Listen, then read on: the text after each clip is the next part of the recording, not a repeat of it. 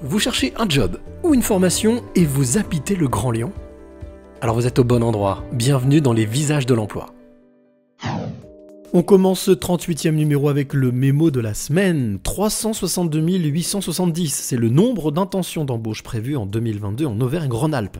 C'est le résultat d'une enquête nationale menée par Pôle emploi sur les besoins en main-d'œuvre, une enquête qui place la région en deuxième position, juste derrière l'Île-de-France. À noter une hausse de 12% comparée à l'année dernière, 65% de ces intentions d'embauche sont des CDI ou des CDD de plus de 6 mois, et près de 7 offres sur 10 proviennent d'entreprises de moins de 50 salariés. En tout, sur l'ensemble du territoire français, ce sont plus de 3 millions d'emplois qui sont prévus, un chiffre record selon le service public de l'emploi.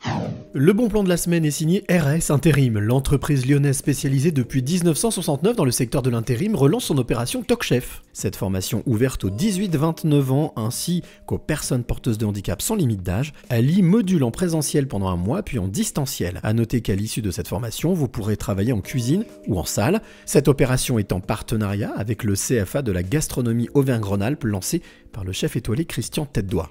Si vous êtes intéressé, sachez que vous avez jusqu'au 30 avril pour vous inscrire. Pour plus d'informations, rendez-vous sur le site internet de RS Intérim ou vous pouvez aussi contacter Natacha au 04 81 65 55 80.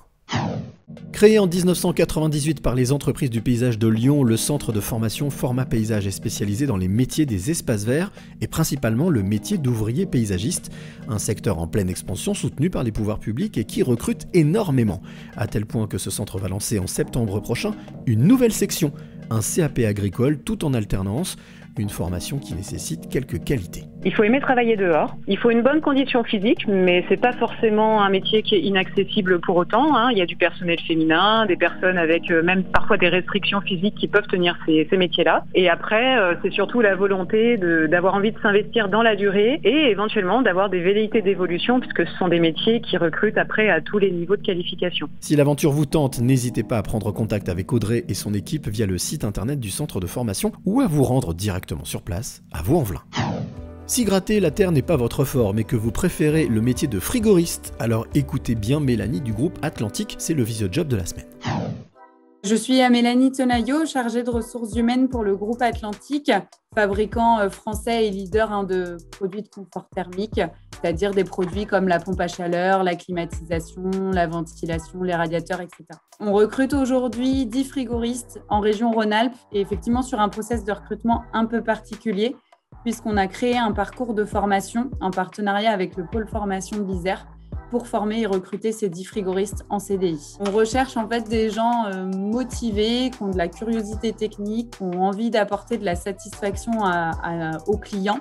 On n'attend pas de connaissances ou de compétences techniques particulières pour rentrer dans ce parcours de formation. On est sur un parcours de formation certifiant de 6 mois en alternance sur un titre qui s'appelle technicien de maintenance, pompe à chaleur et climatisation et qui donne un niveau bac.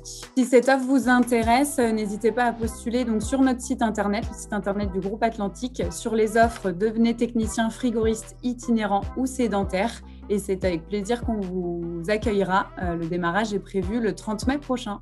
Voilà, les visages de l'emploi, c'est fini pour aujourd'hui. N'oubliez pas que vous pouvez retrouver toutes les infos sur notre site lesvisagesdelemploi.com. À très bientôt pour un nouveau numéro.